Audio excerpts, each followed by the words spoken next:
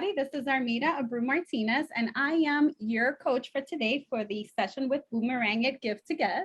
If you guys have never watched any of my previous sessions, I am a life and relationship coach. And the reason I became a life and relationship coach was because I had my own struggles.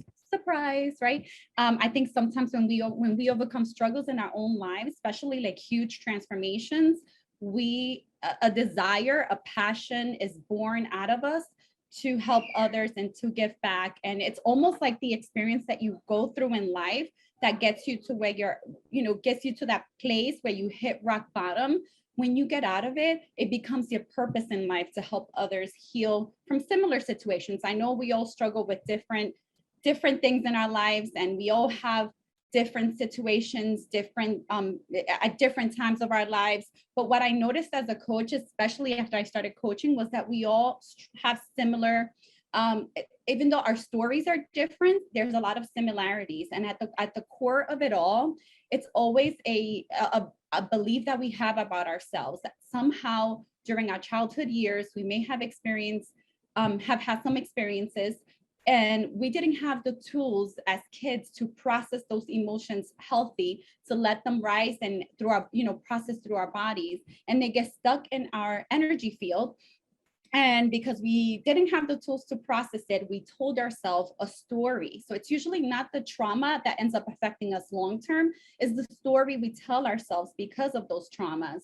And I know they affect us subconsciously. And then we grow up to be adults, and we get into relationships with the people around us.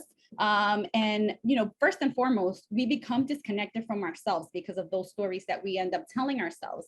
We don't think we're good enough. We don't think we're worthy enough. We think that we don't deserve love, right? Because we go through these things and we give this story and this meaning to that ends up disconnecting we disconnect from our authentic self as a way to protect ourselves, and as a way to not feel the feelings, right? Sometimes we don't want to feel the feels, especially when we're young and we don't know what to do with the feels.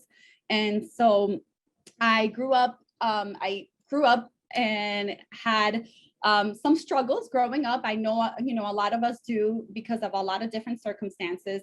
But my biggest struggle was actually, I had gone into, I was married. I realized that my marriage was falling apart.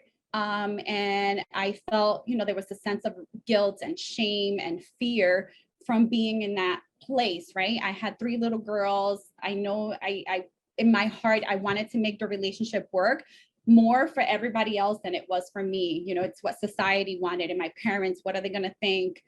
Even myself, I had experienced, my parents broke up at an early age. They divorced, and it affected me. They hated each other. They didn't want to talk to each other. And it was really toxic in a way, because it's like neither one existed to the other, and they would like talk bad about each other. And that affected me as a child. So here I am as an adult, feeling that this relationship that I had been in a long time didn't feel in alignment to me anymore, and feeling the guilt, like, oh my God, I can't put my kids through this. And then I was blaming my spouse. And anyways, it was a whole different journey. But the reason I went into the story, which is very personal and very real, it's because today's topic, it's all about, should I stay or should I go? How to uncover your most authentic and aligned answer. So because of that, I wanted to go through this. So when I was going through the whole, before I jumped into the training, just to kind of finish it off a little bit, the story, right?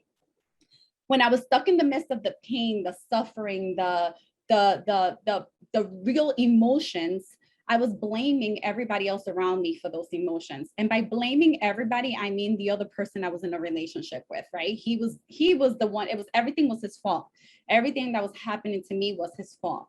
And I never took responsibility for myself. And the more I did that, the more I disconnected from myself, from the relationship, from him, and from the people around me, really. So it took for me to like hit rock bottom and stand up and look in the mirror and really take responsibility for myself and my emotions, which was really hard to do. I had to actually take responsibility for whatever percentage in the relationship I perceived to be going wrong. I had to take some part in it, because it takes 2 people in a relationship. And I had heard a relationship coach say, when you're in a relationship, even if the other person, it's 99% at fault for whatever's going wrong in their relationship, you still have to show up and own up to that 1%. of your part within the relationship, because it takes two people to be in a relationship. And I remember hearing that, and that was a slap in the face, because I was like, oh yeah, she's talking to me. Like, I felt like, wow, this message is for me. And I took it as a slap on the face, but really like a really good slap on the face, because I really needed to hear that. And so at that moment, I stopped giving my power away to the people around me, and I took responsibility for my life. And I really went in a deep journey to heal and to accept all of those pieces of me that I had thought were flawed and that had gotten me to that situation that I was in, because I was choosing to be in the situation that I was in by not speaking up, by not letting my voice be heard, by letting my emotions control me, and by reacting to situations as opposed to responding to them. So this is why I wanted to share a little bit of my story with you guys, because today's topic is so important, that when we are making decisions, one of the things I did in my relationship was I didn't walk away from the relationship while I was hurting and in pain and really in a really bad energy. And I don't like to say bad, because I don't like to label things. Once we label something, we give it power over us, but not in alignment to who I was. And I felt like the relationship wasn't in alignment. But I didn't walk away while I was angry. I did this work while I was still in the relationship, because I wanted, how we sometimes don't know whether or not we should stay in a relationship. I think it's because when we're making decisions, when we're angry and when we're upset and when we're feeling that low level energy, we're never really fully 100% sure of, when we don't trust ourselves and the decisions that we make. So that's why it's become my passion to help others elevate their energy before they take that big leap, so that when they're making that decision, it's in alignment to who they are. They're thinking clearly, they're in their heart space, they're not in their mind. And then the decision that they're making, they're gonna trust themselves with that decision, because it is a big decision, right? So with that being said, before I jump into the training, the first thing that I wanna say is I wanna get clear about, it's if you're being physically or emotionally abused, I highly recommend that you seek professional help and or leave the relationship. Safety is a must. In my case, I wasn't being emotionally abused. I wasn't being physically abused. But if that is your case and you're watching this training, please seek professional help. Your safety, the safety of the people around you is very important. So that's a must. And also remember, this is another point I want to make before I jump into the training, that it is your right to choose whether or not you want to stay in the relationship. It is your life and your choice. Don't allow others to criticize or judge you, and either yourself or the decisions or the other person that you're in a relationship with. And another big one, don't label your partner, and instead learn to tune in to your energy and connect to your partner from that energy. If you're labeling your partner, labeling the relationship, you're judging the situation, you're judging the person, judging the relationship. And from that energetic space, you're in your head, not in your heart space. So you're not giving the relationship a fair chance, right? So with that being said, I'm going to move on straight to the training. So the number one thing that you must do is decide on a timeline. I think this is really important. And I did this for myself when I was going through this, right? So you have to decide on a timeline that is best suited for you. On a scale of 1 to 5, would you give yourself a 5 on achieving what you want in life? If your answer is anything less than a 5, right now, I have something awesome for you. Achieving your goals and living your life at a 5 isn't easy. Most people aren't prepared to focus, stay disciplined, and do the everyday work that is necessary to achieve amazing results. But since you're watching this, then I'm guessing that you're not one of those people. And this is an opportunity that will change your life. Give to Get is a global program that brings together world-class coaching and combines it with empowering masterminds and networking opportunities. We provide 5-star guidance for the price of a cup of coffee a day. To find out more, click on the link in the description of this coaching session. So give yourself and your relationship some time to shift. So once you become aware that this relationship is not in alignment, you're, in a situation where you feel unhappy, unfulfilled, stuck, you're not sure if you want to walk away, this is a good time for you to assess the relationship, right?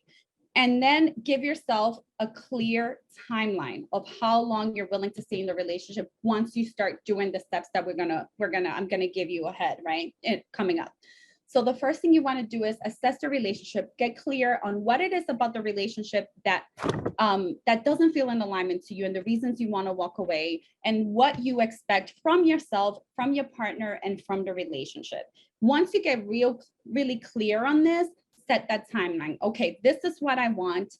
This is what I will like from my partner, and this is what I would like from the relationship. And then give yourself a timeline. The timeline that I suggest for most people to follow, it's 3 to 6 months minimum.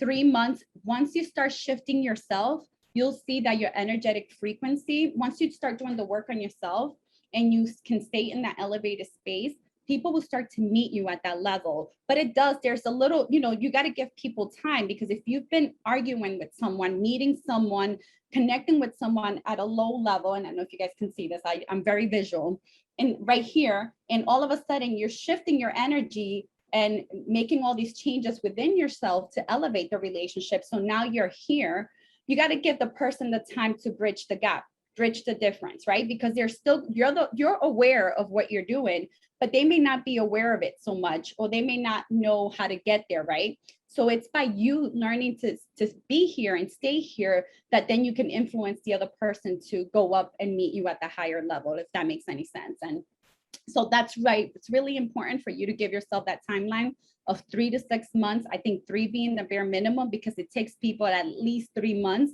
to break a habit and to create new habits. So that's the number one tip I would give you. Then the next one is, and I've said this earlier because this is really, really important, is remove labels from your partner and from your relationship. For example, stop calling the relationship toxic, unhealthy. He's a narcissistic, she's a narcissistic. Stay away from negative energy. And if you're doing it, don't judge yourself, forgive yourself, and look at the situation from love and compassion. I was guilty of that. I remember when I was going through my situation, I was labeling the relationship. I was labeling him. I was looking at it from this really small place and this really ungrounded place. And it just doesn't give you room to give you room to grow, or the person to grow, because you're already, when you're judging something, you're already holding that frequency. And I've said this on the trainings before, but we are energetic beings, and we put out an energy, and what the energy that you put out is the energy that you get back from your environment, from the people around you. And people will always meet you at the level that you're willing to meet yourself. So you really, sometimes when people are meeting superficially, and I know this is hard to hear because it was hard for me to hear this at first, but when you're taking responsibility of your emotions and of your life, you really have to take responsibility for it all.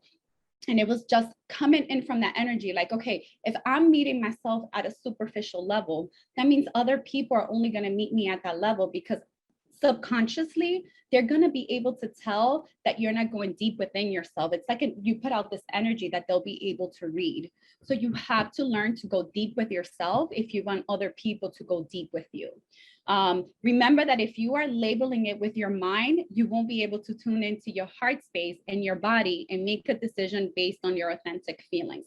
When we're labeling things with our mind, when we're judging it, criticizing it, that's when we're not sure of how, we don't trust ourselves to make the right decision, because we're not in trust and flow mode with ourselves and with our environment. So I hope that makes sense to you guys. Number 3 is step into your body and your feelings. And this is really, really important. And this was something for me I had to learn. We're taught to not process our emotions, to sweep our emotions under the rug, right? And so whenever we have an issue with a partner, with a neighbor, with a friend, we're quick to jump to point out what they're doing wrong with the relationship, as opposed to us taking responsibility for our feelings, because at the end of the day, it's not what they're doing, it's how we're feeling because of what they're doing. That's really the issue. So when we can learn to communicate with others from that place of our heart space, and can step up and own our feelings, that shows that that's when people are going to be able to meet you at that level, and they're going to be able to hear what you have to say. Vulnerability is considered a weakness, and it's the complete opposite. Vulnerability is a strength, and it will set you free, because when you can be vulnerable with others, you can be vulnerable with yourself. And when you can be vulnerable with yourself, life becomes amazing, because then you feel in control, right? You're no longer hiding, you're actually being you, and you're allowing your feelings to show. So the way for you to approach a situation is from a place of worth and respect. So I always say it's good for us. A lot of times, a lot of our relationship issues, and I know it was for me, is communication. At a certain point, we give up on the person, we give up on the issue. We, we get tired of so many different things that happen within the relationship. And so we start to shut down, most of us, we start to shut down and we don't communicate. And one of the things I say is, if you're shutting down but you think you're doing it because you're just like, that's who he is or that's who she is, but you're feeling resentful about shutting down and not speaking up, then that's a sign that you need to speak up, that you're not really happy with the situation. And I think that's one of the mistakes, at least that I made in my relationship, was that I didn't speak up. I didn't stand up for myself and for what I believed in. I just went with the flow and let things unfold, get out of control, really. By the time I did all this work, I didn't feel like the relationship was in alignment anymore. And we're great friends. We have a great friendship, and we've been able to we have a better relationship now than we did back then, which is crazy. But I waited till I was completely disconnected from the relationship before I try to do anything. So this is why I'm so passionate about this, because if I can catch people right in the midst of it, right when they're trying to figure things out, helping them get that clarity, connect to themselves, so that they can give the relationship a chance, and they make whatever decision. You're entitled to make whatever decision you want. It's your choice. But I want people to make that decision from an elevated space, so that they're trusting themselves and trusting that decision that they're making for themselves. So setting healthy boundaries and standing up for yourself is a must. It's just how you do it. So it's not what you say, it's how you say it. So learning to communicate with your partner from a place of love and authenticity, I always say from your heart space. If you have something to say it, communicate it, but do it from your heart space. So you can, I'm going to give you an example of it. So, when you don't show up, I don't know, maybe he was supposed to take out the trash or something, because I know that was a big one for me. And he never took out the trash. Instead of saying, you don't take out the trash and you never take out the trash and you should have done this, X, Y, Z, you can say it's more than the trash. You feel when he doesn't take out the trash, I was feeling like my feelings weren't validated. Like he didn't care how I felt, like he didn't want to help me around the house. And so that was what I needed to communicate. So learning to communicate, like, when you don't take out the trash, it makes me feel, like you don't care about me, like my feelings are not, worthy, or whatever it is that you need to say, but really communicating it in that way. When you can express what you're feeling from that space and allow yourself to be vulnerable, that's going to start shifting the dynamic within the relationship, because the other person's not going to feel attacked. So they're not going to automatically shut you down. They're going to be able to hear you. And there's going to be a time process before they can adjust to this new you, right? But the work really starts with you. And this is why I'm so really passionate about this, because we always want to point the finger at everybody else, but it really starts with you. When you work within yourself, when you when you do all these steps to give the relationship a chance, when you make your decision whether or not you want to leave, you're going to feel good about whatever decision you make, because you're not going to make your decision when you're angry and upset. And that's going to help you feel peaceful and trust and feel happy with whatever. Maybe not happy, because it's the relationship is going to shift, but you're going to be at peace with the decision that you make for yourself and for the relationship. So remember that you get to decide who you are and what your boundaries are within a relationship. I think this is really important, because sometimes when we get in a relationship with others, we lose our voice, and we forget, and we do a lot of pleasing at the beginning, right? So our job is to always find that middle ground, show up authentically, be vulnerable right from the beginning, set your boundaries right from the beginning, and keep your head up and stand up for yourself with love and compassion. That's what's going to help you thrive in any relationship that you want or that you're in.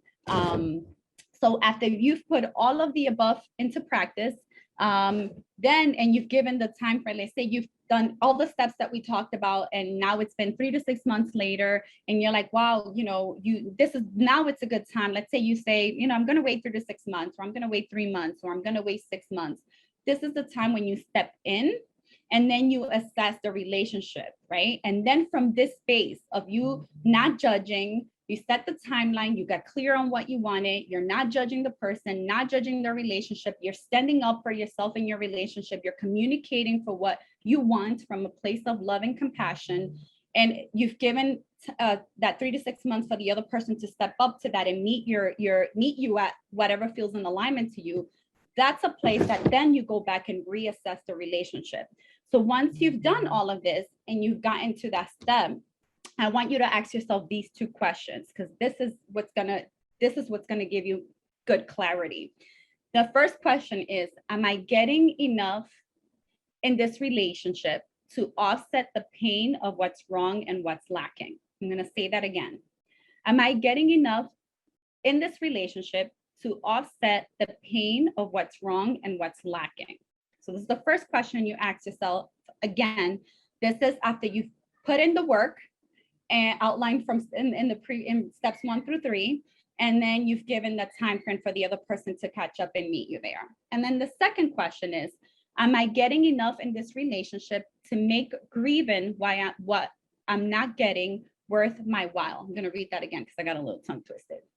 Am I getting enough in this relationship to make grieving what I am not getting worth my while? So these questions will help you decide and make a decision that's best for you, and you will feel more confident about following what you feel once you have given the relationship a chance by doing the work that we just outlined in the previous steps. So this is the easiest, most practical way for you to decide if a relationship feels in alignment to you or not. You always want to make sure that when you're making your decision, it's your choice. You know, like I said at the beginning, you have the right to choose your life. You have the right to choose your partners. Nobody else does. And I know sometimes we vent to other people, and it's, you know, and they can give us advice. But remember, when you're following, in order for you to connect to your authentic answer, you have to make that decision for yourself, and it has to come from you. So listen to yourself. You have all the answers. You just need to get clarity. And the way you get clear and get clarity to get to that answer is by elevating your emotions, elevating your feelings, and not judging the situation or the person. That's going to help you when you follow these steps and you get to that point where you're asking yourself these questions. No matter what decision you take, you're going to be at peace with it. And the bonus, at least for me and most of the clients that I've worked with, is that if they've decided to stay in the relationship, they've had an even more amazing, thriving relationship than they've ever had. Or if they have walked away, they have been able to keep a friendship with the person. So they haven't necessarily lost the intimacy of the relationship, but they've gained a friend from it. And to me, that's total success within a relationship. But to me, a relationship is successful when 2 people can get along and respect each other's model of the world and still love each other despite everything else that's been going on. I don't feel like you necessarily have to be in an intimate relationship. I don't feel like an intimate relationship is a failure if we can both grow from it and respect each other and still manage to be friends. To me, a failed relationship is when you don't do the work that we just talked about. You make a decision when you're angry, you walk away from each other, and it's like you guys never existed in your life. So this is my training for today. If you guys have any questions, please feel free to ask.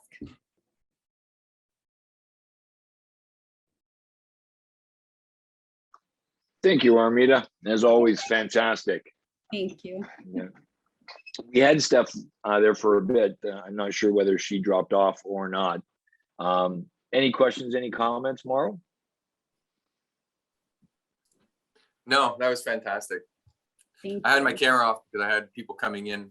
So, but yeah, that was excellent. Thank you. Always, No always questions. amazing, Armida. Always amazing.